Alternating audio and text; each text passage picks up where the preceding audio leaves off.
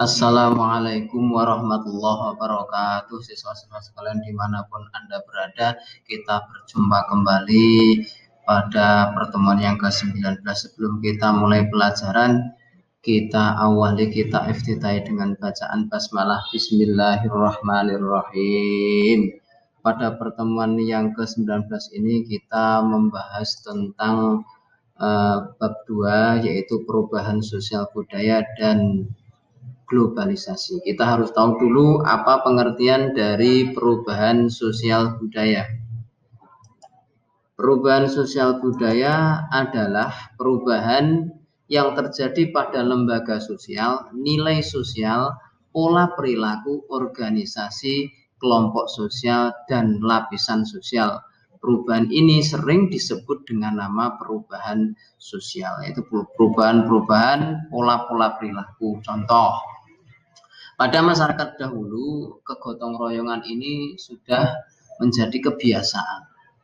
Lambat laun sedikit-sedikit mengalami perubahan, sehingga pudarlah yang namanya gotong royong. Di pedesaan ada budaya sambatan. Sedikit-sedikit sekarang sudah bergeser, mulai ada hilang, yaitu hilang kegotong royongannya atau tadi budaya sambatannya itu berkurang sedikit-sedikit, lama-lama hilang. Seperti akhirnya menjadi masyarakat perkotaan. Kemudian yang kita perlu tahu juga tentang pengertian dari globalisasi. Globalisasi adalah proses mendunianya suatu hal sehingga batas antara negara menjadi hilang. Sehingga seolah-olah dunia itu dalam genggaman. Contoh orang bisa berbicara dengan orang di negara lain. Orang bisa bertemu melalui media internet atau melalui namanya HP, ya, video call dan lainnya, sehingga batas wilayah ini seolah-olah tidak menjadi masalah. Orang bisa video callan dengan temannya yang berada di Taiwan. Nah, ini termasuk era globalisasi. Demikian kita harus tahu dulu yang pertama tadi perubahan sosial budaya kita sudah tahu, globalisasi juga kita sudah tahu. Ini adalah contoh dari perubahan sosial. Orang-orang zaman dulu mengerjakan sawah dengan tradisional, sekarang lebih modern. Nah, ini adalah contoh dari perubahan sosial. Nah, ini merupakan contoh dari yang namanya globalisasi. Jadi logikanya demikian. Jadi globalisasi itu ibarat sebuah globe itu dalam genggaman. Orang bisa memainkan browsing, mengetahui negara lain dari HP. Begitu juga dari yang namanya laptop. Ini juga dari iPad dan seterusnya. Kita lanjutkan bentuk-bentuk perubahan sosial budaya. Bentuk-bentuk perubahan sosial budaya secara umum itu dibedakan menjadi 3, yaitu dilihat dari waktunya, dilihat dari pengaruhnya, dilihat dari perencanaannya. Dari waktunya dibedakan menjadi 2, yaitu 1 revolusi, 2 evolusi. Yang berdasarkan pengaruhnya ada 2, yaitu yang pengaruhnya besar dan pengaruhnya kecil. Berarti perubahan yang pengaruhnya besar dan perubahan yang pengaruhnya kecil. Yang ketiga, dari perencanaannya. Memang perubahan sosial ini direncanakan oleh pemerintah atau oleh sekelompok orang atau manusia, sehingga agar terjadi perubahan sosial. Kemudian yang selanjutnya, yang kedua adalah perubahan yang tidak direncanakan. Berarti terjadi perubahan tapi di luar jangkauan manusia, tidak direncanakan. Berdasarkan waktunya, yang pertama adalah perubahan sosial yang lambat atau sering disebut dengan nama evolusi. Perubahan sosial yang lambat dikenal dengan nama evolusi. Ini adalah perubahan yang memerlukan waktu yang lama dan diikuti oleh rentetan perubahan kecil yang terjadi secara lambat. Contoh, orang-orang zaman dulu ketika ada acara itu mengundang satu-satu datang ke rumahnya. Lambat laun terjadi perubahan, lambat laun tidak terasa dan ini tidak terasa. Lama-lama menggunakan undangan.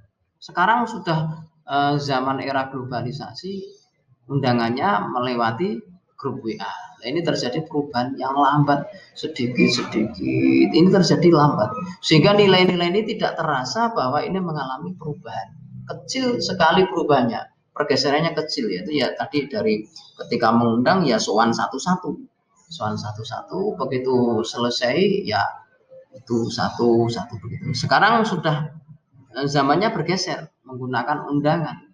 Lama-lama undangan ini bergeser akan mengundang dengan cara menggunakan grup WA. Nah, itu namanya perubahan lambat. Yang kedua, perubahan yang cepat atau revolusi adalah perubahan yang berlangsung dalam waktu yang cepat dan hal-hal mendasar dalam masyarakat ikut mengalami perubahan. Perubahan besar terjadi di bidang pertanian, manufaktur, pertambangan, transportasi, dan teknologi. Ini perkembangan yang cepat. Ini ada mobil-mobil, itu perkembangannya sangat cepat. Ketika sejak ditemukannya alat modern, ya, revolusi industri pertama itu tahun 1750 itu dari Inggris, kemudian ditemukannya yang namanya mesin uap sampai berkembang kepada penemuan mobil ini, sehingga perkembangannya sangat pesat. Kemudian ini ada HP zaman dulu, ini berubah ke zaman sekarang. Kemudian dilihat dari pengaruhnya. Perubahan sosial dibedakan menjadi dua, yaitu perubahan yang pengaruhnya kecil, yaitu artinya apa? Artinya perubahan tersebut hanya dianut oleh sebagian kecil orang-orang yang menyukainya saja, sehingga perubahan ini tidak membawa pengaruh berarti bagi sebagian masyarakat besar. Contoh mode pakaian, mode rambut, kemudian mode sepatu, mode celana, mode baju, ini tidak mempengaruhi perubahan sosial pada masyarakat yang lain, sehingga tidak mempengaruhi seluruh sendi-sendi kehidupan, hanya sekelompok orang yang menyukai saja yang mengalami perubahan. Kemudian yang kedua, perubahan yang pengaruhnya besar, yaitu perubahan yang artinya apa? Artinya adalah perubahan yang membawa perubahan dalam mempengaruhi sendi-sendi kehidupan dalam satu masyarakat. Contoh adanya listrik masuk desa akan mempengaruhi seluruh sendi kehidupan, yaitu masyarakat desa bisa kalau malam mengaji dengan secara full penuh begitu, sehingga tidak hanya orang-orang kota saja ketika malam hari bisa mengaji, bisa belajar, tidak hanya orang-orang kota, orang-orang desa juga mendapatkan hasil dari adanya listrik masuk desa tadi. Jadi listrik masuk desa merupakan perubahan yang pengaruhnya besar terhadap sendi kehidupan. Orang-orang jualan di desa bisa berjual. Tidak hanya di kota saja yang bisa jualan Kentucky, di desa juga ada dengan bantuan listrik masuk desa tadi, sehingga yang membeli juga tetap banyak. Itulah perubahan sosial tadi. Untuk sementara sampai di sini dulu. Pertemuan kali ini kita akhiri dengan bacaan hamdalah alhamdulillahirabbil alamin billahi taufiq wal hidayah. Assalamualaikum warahmatullahi wabarakatuh.